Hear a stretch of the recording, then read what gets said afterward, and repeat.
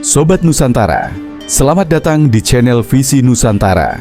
Di video kali ini, kita akan membahas kepemimpinan Prabowo Subianto sebagai Presiden Indonesia dan sikapnya yang tegas terhadap negara-negara Barat, terutama Amerika Serikat dan Eropa.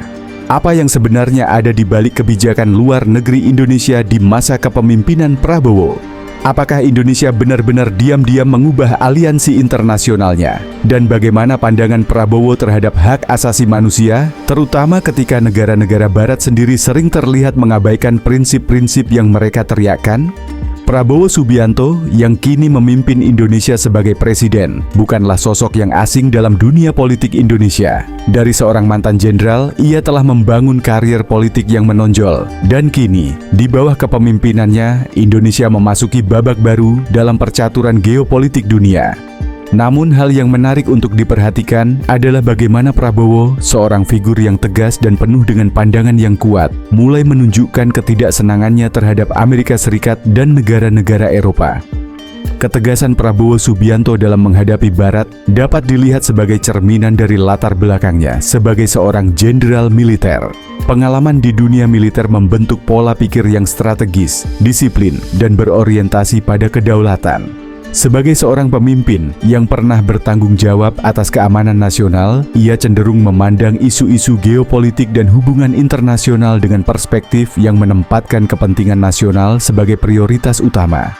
Selain itu, latar belakang militernya juga membuatnya lebih tegas dalam menyikapi tekanan atau tuntutan dari negara-negara Barat. Pola ini sering terlihat dalam caranya berkomunikasi yang lugas dan berani, baik di panggung internasional maupun domestik.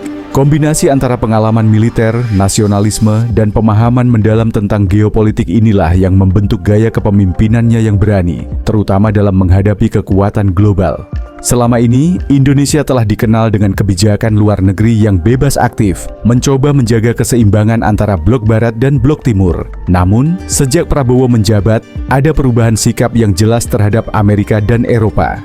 Prabowo, yang dikenal dengan sifatnya yang tidak ragu untuk berbicara lantang, mulai menunjukkan kemuakan terhadap standar ganda yang diterapkan negara-negara Barat, terutama dalam hal hak asasi manusia. Negara-negara Barat, terutama Amerika Serikat dan negara-negara Eropa, seringkali mengkritik negara-negara lain terkait pelanggaran hak asasi manusia. Namun, Prabowo mulai menunjukkan ketidaksukaannya terhadap sikap mereka yang seolah-olah menggurui soal HAM, padahal mereka sendiri tidak konsisten dalam menerapkannya. Salah satu contoh paling jelas adalah situasi di Palestina. Bagaimana Amerika Serikat sebagai kekuatan besar dunia justru lebih mendukung kebijakan Israel yang jelas-jelas melanggar hak-hak dasar rakyat Palestina. Prabowo dengan tegas menyatakan bahwa dunia seharusnya tidak bisa melihat standar HAM dengan satu mata, sementara membiarkan kekejaman di tempat lain. Ketika negara-negara Barat terus mendesak negara-negara berkembang untuk lebih menghormati HAM, Prabowo mempertanyakan mengapa mereka tidak pernah bersuara lantang mengenai tragedi yang terjadi di Palestina, atau bahkan di negara-negara dengan kekuatan besar yang seringkali mengeksploitasi sumber daya alam negara lain. Selain itu, Prabowo juga mulai mengkritik sistem perdagangan bebas global yang menurutnya sangat tidak adil. Negara-negara Barat seringkali memaksakan kebijakan perdagangan bebas kepada negara-negara berkembang seperti Indonesia, tetapi mereka sendiri tidak sepenuhnya menjalankannya secara adil. Indonesia, dengan potensi ekonomi besar, seringkali dipaksa untuk membuka pasar yang lebih luas bagi produk-produk asing. Namun, pasar mereka tetap dilindungi oleh kebijakan proteksionisme yang ketat.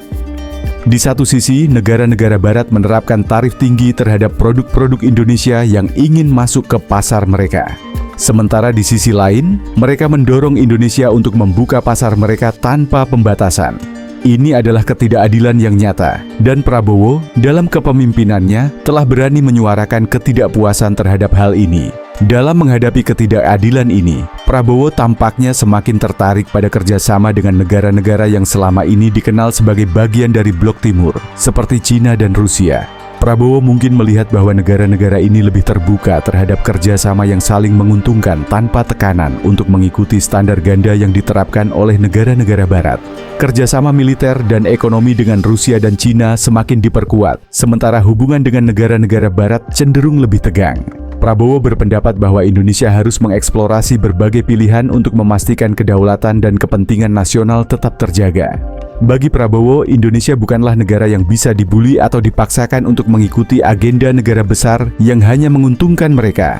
Reaksi dunia terhadap perubahan kebijakan luar negeri Indonesia ini tentu tidak bisa dianggap remeh. Negara-negara barat mulai menyadari bahwa Indonesia dengan ekonomi terbesar di Asia Tenggara kini tidak lagi tunduk pada tekanan mereka. Bahkan, Prabowo seringkali menegaskan bahwa Indonesia akan tetap menjaga kebijakan luar negeri yang independen, tanpa terjebak dalam ketergantungan terhadap satu blok manapun. Langkah besar lainnya yang semakin mengarah pada kecenderungan Indonesia ke blok timur adalah keikutsertaan Indonesia dalam kelompok negara-negara BRICS, sebuah aliansi yang terdiri dari Brazil, Rusia, India, China, dan Afrika Selatan. Keputusan Indonesia untuk bergabung dengan BRICS merupakan simbol nyata dari pergeseran orientasi politik internasional negara ini. BRICS, yang dikenal sebagai kelompok negara-negara dengan ekonomi berkembang yang berusaha untuk menyeimbangkan dominasi negara-negara barat, menawarkan Indonesia sebuah alternatif yang lebih adil dan seimbang di panggung dunia.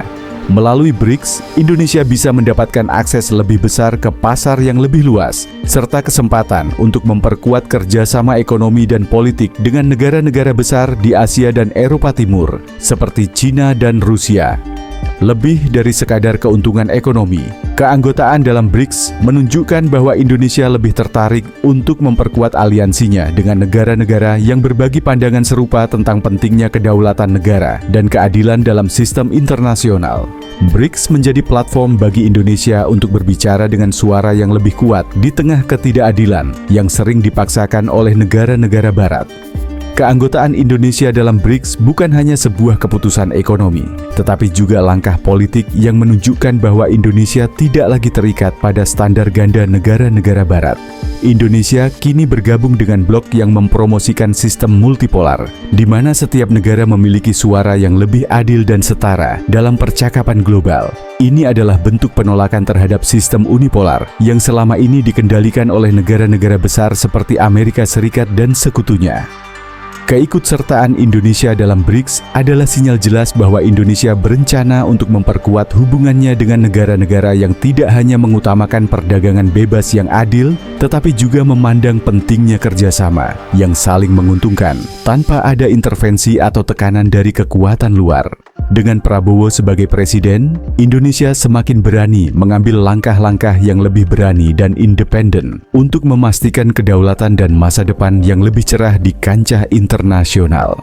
Jadi, dengan bergabungnya Indonesia dalam BRICS, semakin jelas bahwa Indonesia sedang memperkuat posisinya di blok timur, menjauh dari pengaruh barat yang selama ini banyak dikritik oleh Prabowo. Kebijakan luar negeri yang lebih independen, tanpa terjebak dalam standar ganda yang diberlakukan oleh negara-negara besar, membuka peluang bagi Indonesia untuk memperjuangkan kepentingan nasional yang lebih adil. Jadi, apakah Indonesia benar-benar akan bergerak menjauh dari Amerika dan Eropa dan semakin mendekat ke blok timur? Atau ini hanya sebuah langkah pragmatis untuk memperjuangkan kepentingan nasional Indonesia? Yang pasti, di bawah kepemimpinan Prabowo, Indonesia semakin menunjukkan bahwa negara ini tidak takut untuk bersikap tegas dan memperjuangkan haknya di panggung dunia. Ini adalah era baru bagi Indonesia. Jangan lupa untuk like, share, dan subscribe untuk terus mengikuti perkembangan politik internasional yang mempengaruhi negara kita. Sampai jumpa di video berikutnya.